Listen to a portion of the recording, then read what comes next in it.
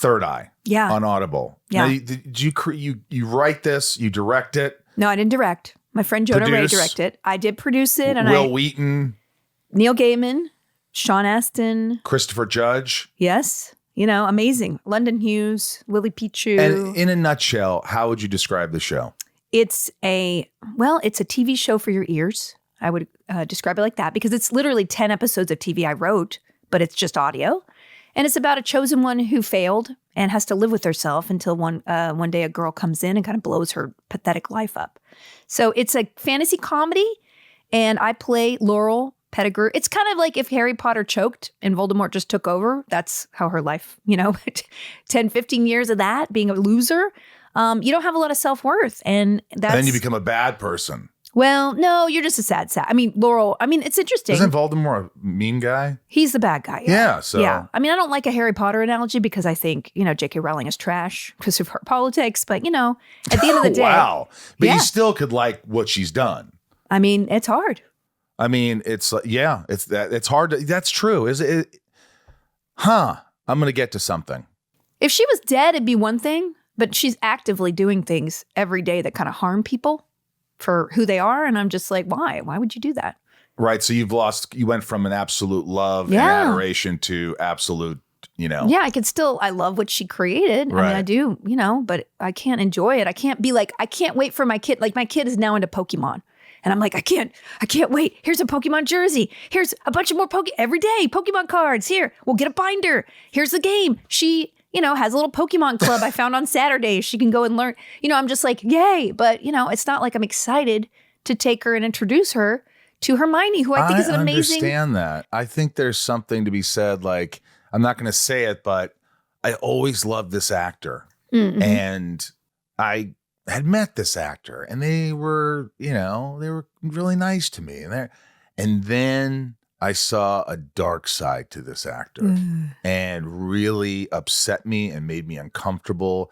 And I saw how rotten this person was. Oh, that's and too now bad. It's hard for me to watch the movies that he's in. Yeah. And I loved those movies.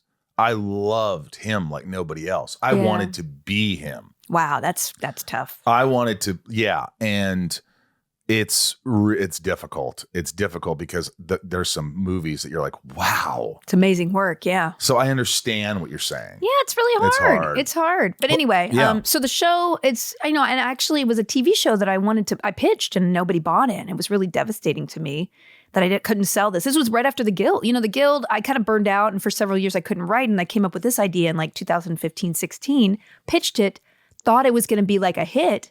Nobody even bought it to develop it. And it was crushing to me.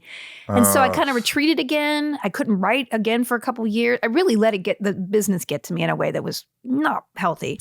But, we all do. Easy to do. So then finally, when I got the opportunity in 2019, which is like 4 years ago, to turn it into an Audible original, it was great. And we were supposed to have a writer's room, write it and have it out within a year. And COVID hit. So I ended up writing 400 pages of script by myself. And, we stopped and started over COVID because of just delays. Would you have table reads with the actors? No, I wrote it. And then you just read the script and we're going to record it.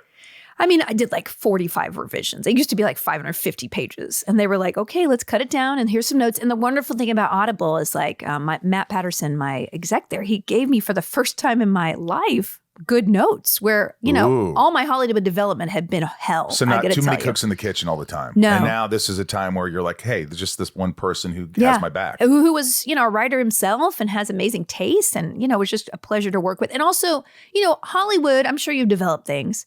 They don't want to develop things for the integrity of the project. They're developing things for them, right? So it's all marketing. They hire marketing people. They sort of make the decisions. Exactly. Will this make money? No, fuck it. Yeah. And then you kind of get into the mindset as a creator, like what will sell versus like, what do I actually want to see? I know. Yeah. So that's kind of the privilege. And that's why now going forward, I'm not really excited to develop for Hollywood. I'm not going to rule it out, but I'm really now concentrating on just telling my stories, whether it's a graphic novel or an audio project or, whatever it is. It's small scale. It's not going to make me famous or rich, more famous or rich, but I'm going to tell the stories I want to tell.